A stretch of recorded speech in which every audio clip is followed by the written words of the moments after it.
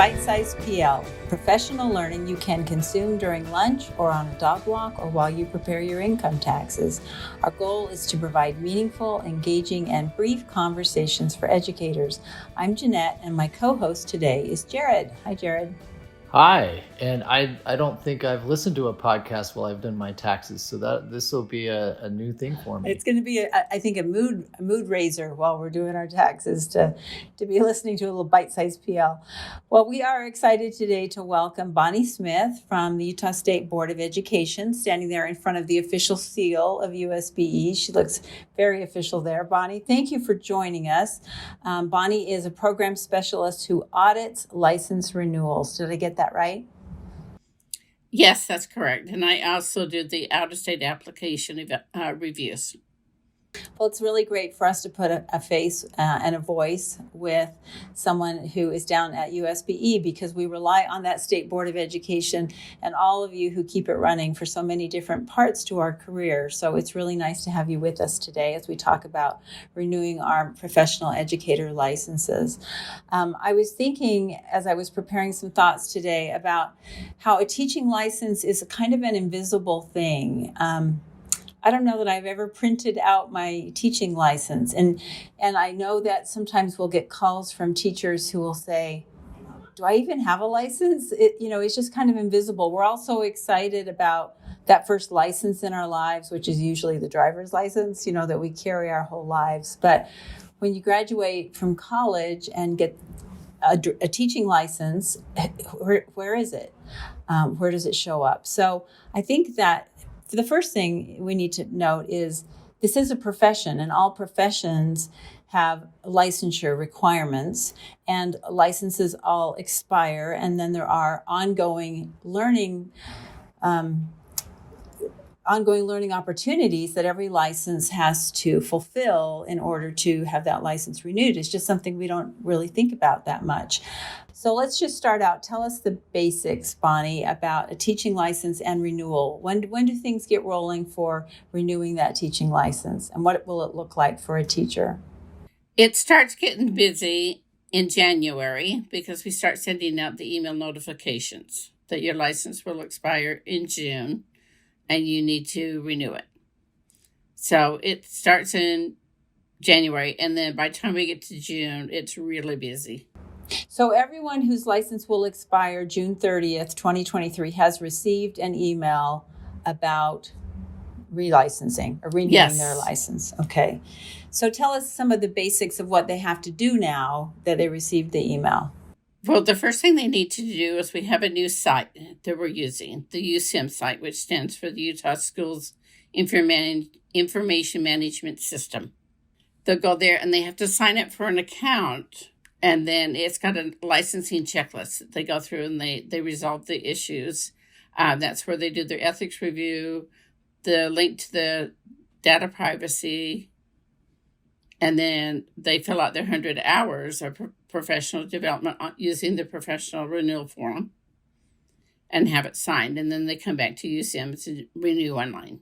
How long does it take to do those things like the ethics review and the student privacy? The ethics review might take 30 minutes. It's 25 multiple choice questions on ethical situations, and they select the appropriate response. The student data privacy takes maybe about an hour because you're watching videos and answering questions. I have a quick question. You said that there's the 100 hours of professional development. And then, so do they just show that to like their supervisor, and then that's the signature that you're talking about that signs off on it? Yes, it's the administrator who has to have a school leadership license area to be able to sign the form. So they have to be like a principal then, is what you're saying? Right. They have to have an administrative license. What are the kinds of trainings and workshops that count on that list? Any education-related conferences, any university classes that you may have taken, classes that you've taken through MIDAS, classes that you've taken through UEN, will all count for renewal hours. What about things like faculty meetings or PLC meetings? PLCs, they can count. So when teachers come to you with questions, I imagine that there's probably like your frequently asked questions. So what are some of those questions, and then what are the answers to those? Well, basically, they don't know where to start. They call us and say, I don't understand where am I going? So I have to direct them to our website, which is the schools.utah.gov/licensing/renew. And then I have them open up the step-by-step guide to license renewals, and it walks them through the process. Does that solve most of their problems if they go there? Yes, we've got a step-by-step guide for them to follow that walks them through how to get to USIMS, checking their status in USIMS, and then what renewal form they should be using, and the link to the ethics review and the student data privacy. Yeah, it looks very friendly. It really does. I'm at it now, and I can see that it really does take you through the steps and has all the links. We do get questions, though. They'll say, will this activity count? Yes, I'm sure you do. So what's the answer to that? That is, the administrator will make the final determination if they want to accept that as professional development or not. They ask, well, how many hours is a university credit? Well, 1 credit equals 18 hours. Anything that they've done for USBE credit, 1 credit equals 15 hours. And that's the same as like UEN credit as well? Right, UEN offers either 1 USBE credit or 1 SUU credit. So they should put in everything on that list that they can think of that they have participated in over the course of the years, and then take it to their administrator, who then it's the responsibility of the administrator to go through those items and then sign, and then they submit if it's signed. Right, they just need to make sure whatever that has been listed on the renewal form, that they have supporting documentation that supports that they completed that activity. So it could be a Midas, but if it was just maybe PLCs at their school, they would just have a calendar. And yes. they don't submit that because the administrator has signed it. They just keep that in case the next thing comes up, which is your job. So tell us about the auditing of some of these renewals. Well, when I audit renewals, I ask them just to send me the renewal form. But if the form says see attachment, then the attachment has to accompany so I can see the activities.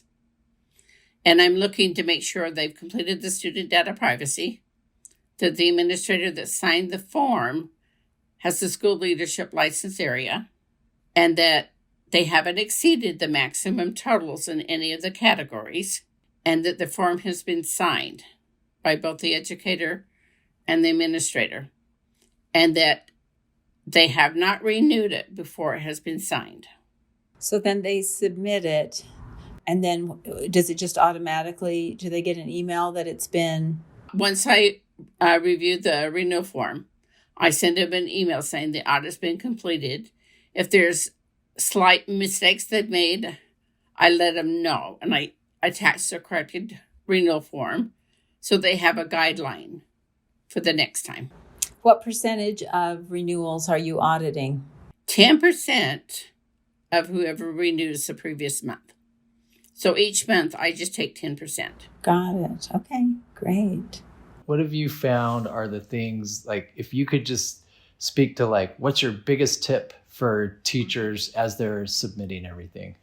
To make sure they list everything on the form, make sure they've signed it and dated it, the administrator has signed and dated it, then they go online and renew.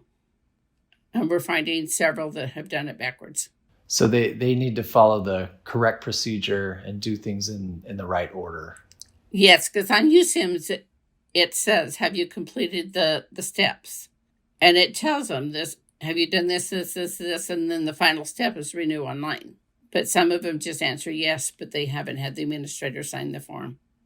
So then when you come in and audit 10% of them, you're finding many of them that have renewed but haven't got their documentation in place. Right. I find that the administrator signs the form 3 weeks after they've renewed online. Well, thank you, Bonnie, so much for sharing your insider knowledge and for helping clarify this process. It's a little overwhelming sometimes for teachers who already are going in so many directions, getting ready for their classes each day and taking care of their students. So we appreciate you taking care of our teachers and helping to answer some of these questions. And we're always so grateful for the friendly voice on the other end of the line when we call USBE with questions that we know you've heard 100 times. So thank you for being there and willing to be so friendly as we ask those common questions. We always like to end the episode with a gift from our guests. So do you have something to share that you're currently loving? I have a recipe for pumpkin oatmeal chocolate chip cookies that I like. Oh, are you willing to share it? I am. I just found it online, and it was just a different variation of a chocolate chip. It had the pumpkin and oatmeal. And I really love like pumpkin cookies and then the oatmeal adds that chewiness. I don't think I've ever had a pumpkin oatmeal chocolate chip cookie. Well, I'm very excited to try this out, Bonnie. This is might make my weekend. Okay, we're going to share it out. Thanks for giving it to us, Bonnie. We really appreciate your time today. As always, thanks to our producer, Tom, for making us sound so good. This season, we're also putting video of the podcast on YouTube. You can continue listening on your favorite podcast app and also check out the video on our YouTube channel. Check the show notes for that link. Thanks for joining us. Please like and subscribe and share the podcast with others. See you at school.